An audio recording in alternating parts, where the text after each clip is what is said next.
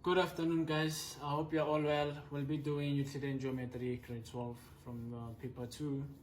So guys, I have a question for you here, which is question 10, the last question of the paper.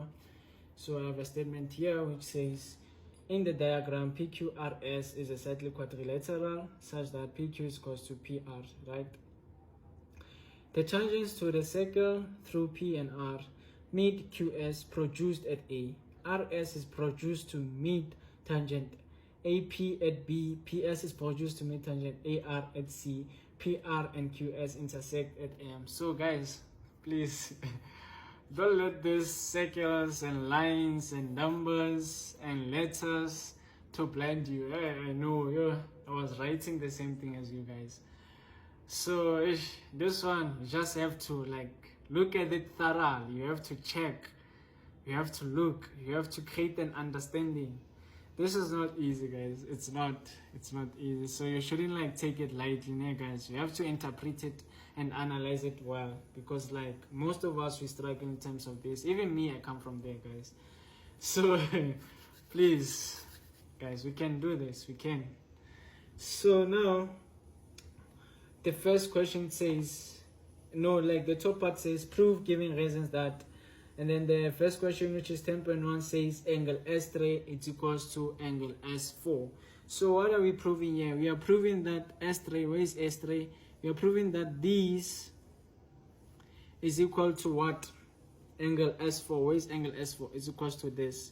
So how can we start about that? So for the first question, which is 10.1, we have to prove that angle S3 is equal to angle S4. So firstly, we need to check that S3 is equal to what first. So since here it's indicated that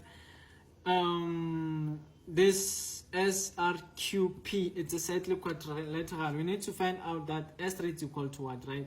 So we can say S3 here is going to be equal to this angle, right? It's going to be equal to this angle. S3 will be equal to this angle. Let's write it down. I'm gonna say angle S3 is equal to P, right? P Q R. It's equal to this angle. Why do we say that? You can see that at the statement that was given that this is a cyclic quadrilateral, right? So we know the laws of a cyclic quadrilateral, that if we have an exterior angle, the exterior angle will be equal to the opposite interior angle, right? So that is the reason we're gonna say exterior sorry guys, exterior angle of a cyclic quad is equal to the opposite interior, right? That is the reason. So now, after finding out that S3 is equal to PQR, we need to find out that R3 is equal to what, right? So we have R3 here, right? We have R3. We have found out that S3 is equal to PQR, right? And then also we can say, so guys, the reason why we say angle R3 is equal to angle PQR, it's because it was given there at the statement that PQ is equal to PR. Therefore, this angle will be equal to this. The reason why we say that, it's because it is angles opposite equal sides, right? So we're going to say angle R3 is equal to PQR. Why? Angles opposite equal sides, right? And then now, what do we do next? We conclude and say angle S3 is equal to angle R3 based on these that we just found out now. So after saying angle S3 is equal to angle R3, what can we do? We can say angle S4, here is angle S4, right? It's equal to angle R3, right?